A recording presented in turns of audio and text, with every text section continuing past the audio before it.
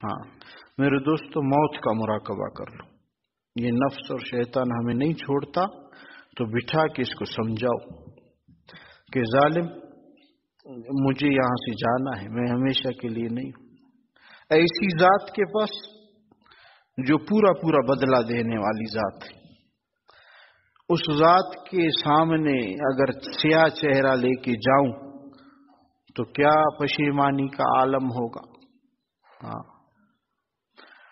اس پشیمانی اور پریشانی کی کوئی انتہا نہیں. اور اگر اس کے پاس میں سرخرو ہو کے جاؤں تو اس خوشی کی کوئی انتہا نہیں. اللہ اکبر. تو بس ایک کام میرے دوستو میں بھی نہ کروں، آپ بھی نہ کریں. کیا نہ کریں؟ گناہوں سے بچیں، گناہ نہ کریں. چھوٹے سے چھوٹے گناہ کو چھوٹا نہ سمجھے. کیوں؟ میں آپ کو روایت دکھا سکتا ہوں. یہ مسلم شریف کی روایت ہے، ترمذی شریف میں بھی ہے کہ کوئی شخص ایک زبان سے اپنی ایک کلمہ، ایک بات نکالتا ہے اور اس کو ہلکا سمجھتا ہے. فرمایا اس ایک کلمے، اس ایک بات کی وجہ سے جہنم کے نیچے اور بیچ بیچ میں اس کی جگہ بن جاتی ہے.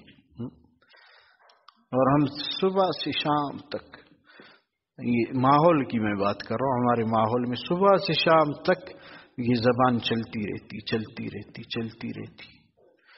میں اور آپ حساب نہیں کرتے کہ میں کون سی بات جائز کر رہا ہوں، کون سی ناجائز.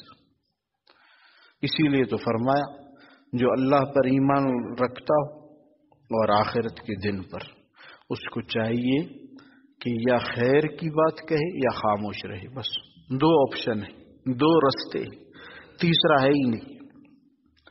یا خیر کی بات کرے، اس کو دعوت دو، اس کو دین کی طرف بلاؤ، یا خاموش رہے. بس فرمائے توبہ ہے، خوشخبری ہے اس کے لیے جو کونے میں بیٹھ کے اپنے گناہوں کو یاد کر کے آنسو